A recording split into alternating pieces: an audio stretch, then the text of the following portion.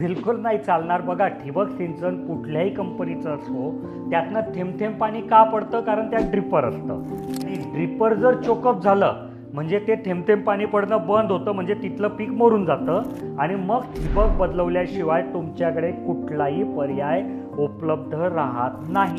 जर तुम्हाला कुठलंही पाणी असो, असं नाही की नदीचं पाणी आहे, कुठलंही पाणी असो ठिबक सिंचन करायचं आहे तर फिल्टर नक्की लावा.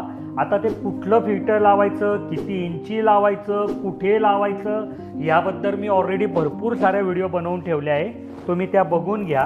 पण समजा तुम्हाला फिल्टर लावायचंच नाही आहे तर मग ती जी आमची एक प्रीपज पेप्सी आहे की जे 5-6 हजार रुपयात 1 एकर होऊन जाते, तिचा उपयोग तुम्ही करू शकतात. तर त्याच्याबद्दल पण मी भरपूर सारे व्हिडिओ बनवून ठेवले आहे, तुम्ही त्या बघून घ्या. जर तुम्हाला अजून काही प्रश्न असेल ठिबक सिंचन, तुषार सिंचनबद्दल, तर तुम्ही ह्या व्हिडिओच्या कमेंटमध्ये तो विचारा, मी पुढच्या व्हिडिओमध्ये त्याचं उत्तर देईल.